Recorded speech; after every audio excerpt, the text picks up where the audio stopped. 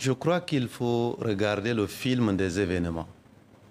Ce qui s'est passé est triste. La mort de Yaya Dillo, la mort de l'ensemble de ces civils et militaires qui sont décédés. Il y a eu des gens qui ont été annoncés morts, compris par Yaya Dillo lui-même, qui sont réapparus quelques jours plus tard.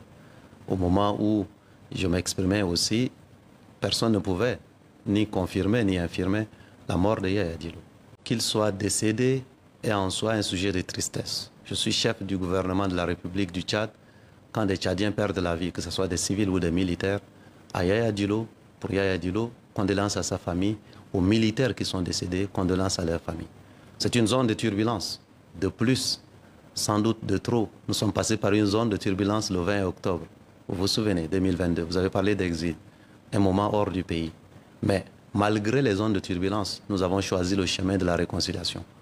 C'est le difficile accouchement de la démocratie pour permettre aux Tchadiens de choisir librement leurs dirigeants. Donc nous passons par des zones de, je dirais, de turbulence, qui sont des zones tristes pour chacun de nous. Une enquête sera ouverte de type international. Elle permettra de situer les responsabilités, de pouvoir dire qui est responsable de quoi dans ce déroulement qui est un déroulement sur plusieurs jours avec ces événements qui sont tristes. Écoutez, tout ça, l'enquête va nous permettre de savoir qui sait s'il y a eu une décision de justice qui ont été prises dans la foulée. Tout ça, ça fait partie des éléments que nous devons savoir. Vous aviez dit tout à l'heure que certains pensent qu'il a été exécuté. Qui le sait? Qui peut le confirmer? Le gouvernement est triste de ce qui s'est passé. Il y a eu là des questions liées à la Cour suprême, des questions liées à l'Agence nationale de sécurité, puis au siège d'un parti politique. Un parti politique, Cour suprême, Agence nationale de sécurité, des civils et des militaires qui sont décédés. Qu'est-ce qu'il faut faire pour rétablir la vérité? C'est une enquête. Et cette enquête va nous situer les responsabilités de type international qui permettra en tout cas de faire la lumière sur cela. Le gouvernement y tient puisque le gouvernement l'a annoncé. Est-ce que c'est un signal envoyé à tout opposant qui défierait le chef de l'État? Non, je ne le pense pas. C'est un raccourci. C'est une turbulence, une zone de turbulence qu'il faut reconnaître. Mais nous sommes dans un environnement, celui du Sahel, dans un Tchad qui n'a jamais eu l'occasion d'organiser de façon démocratique des élections et qui est en train de se battre pour organiser ces élections. C'est sans doute le rappel du caractère fragile de ce que nous sommes en train de faire pour accoucher d'une véritable démocratie. Nous avons mis en place des institutions, l'Agence nationale de gestion des élections indépendante.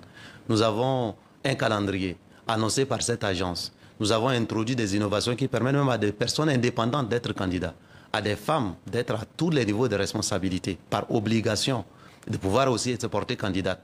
Nous voulons une élection ouverte qui permettra de clore la phase de transition qui a déjà été prolongée. Souvenez-vous que personne ne veut voir prolonger. Et donc, pour faire ça, il faut aller aux élections. Nous sommes à 2 mois d'une élection présidentielle et dans la foulée, nous organiserons en tant que gouvernement aussi les élections législatives. Tout ça va permettre que nous ayons des Tchadiens choisis par les Tchadiens pour pouvoir répondre à l'ensemble de leurs préoccupations de vie, éducation, santé, énergie, eau potable, opportunités pour l'abondante jeunesse qui veut des opportunités. Voilà le véritable enjeu, le véritable défi d'avenir. Nous sommes résolument engagés à cela malgré les turbulences. Rien ne m'empêche dans la Constitution d'être candidat. Dans une république, si on était dans la phase où on avait, je dirais, une charte, c'est autre chose. Là, nous sommes passés à la 5e République avec une nouvelle Constitution. Et la Constitution régit les droits et les devoirs du président, du Premier ministre, de l'ensemble des citoyens. Et rien ne m'empêche dans cette Constitution d'être candidat à la présidence de la République si je le souhaite. Mon option, l'option la plus sûre, c'est l'option de servir les Tchadiens et les Tchadiens. Et ensuite, la candidature à la présidence de la République, c'est un rendez-vous entre un homme et un peuple. Et donc, vous imaginez bien que je dois, d'une certaine manière, même si j'avais pris la décision d'être candidat ou pas, eh bien, c'est au peuple tchadien que j'en donnerai sans doute la primeur. Vous savez, mon ambition première, d'abord, c'est d'arriver à une démocratie dans ce pays. Que les Tchadiens choisissent librement leurs dirigeants. Moi, je suis un serviteur du Tchad. Mon pacte avec mon peuple est un pacte irréversible. Je serai son serviteur, peu importe le titre que j'aurai. Et aujourd'hui, alors que hier, des constitutions ont été conçues même pour exclure ma modeste personne. Vous vous souvenez de la clause anti-Masra? C'est derrière nous. Parce que nous avons mené des réformes qui permettront non pas seulement à moi d'être candidat si je le souhaite, mais à tous les Tchadiens, jeunes, d'être candidat dans un pays jeune. Ça, c'est une bonne nouvelle.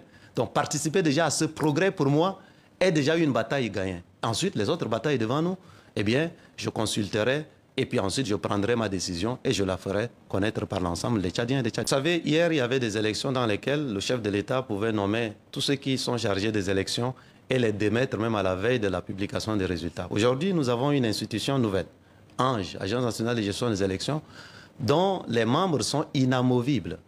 Nous avons introduit l'inamovibilité des membres de l'Agence nationale de gestion des élections. C'est-à-dire qu'ils peuvent organiser les 2 élections présidentielles sur 7 ans. Ce qui fait que même s'ils sont nommés par un acte, qui est un acte simplement de légalisation, ça ne veut pas dire que leur indépendance est compromise. On a introduit l'inamovibilité. C'est une innovation, je dirais, majeure. Et ensuite, vous avez raison, la garantie des élections, c'est d'abord les citoyens. Rien ne remplacera les citoyens tchadiens et tchadiennes. C'est à eux de s'approprier le processus. Ce qui n'a pas été finalisé au niveau institutionnel, eh bien, ça doit être finalisé au niveau populaire, par un peuple qui doit être le gardien du temple de la démocratie Tchad.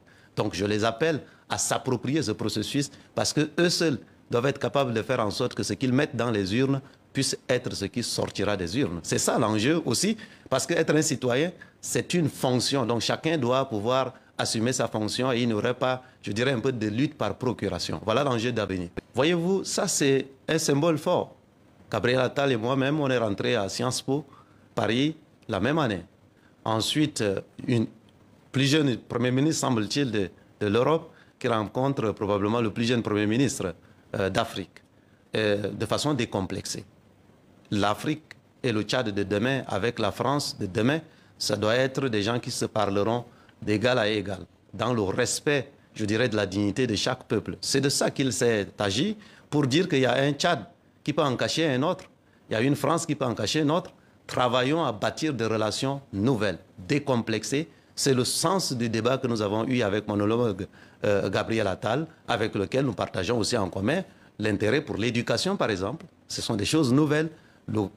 La création de la richesse à travers les entreprises privées. J'ai rencontré aussi l'OMEDEF. Et voilà, donc c'est des rencontres tournées vers l'avenir pour être capable de bâtir sur des nouveaux horizons et porter nos relations à une nouvelle dimension. Ça, c'est l'Afrique du XXIe siècle et j'espère que c'est bien la France du XXIe siècle. C'est avec ça que nous allons bâtir le Tchad de demain et l'Afrique de demain.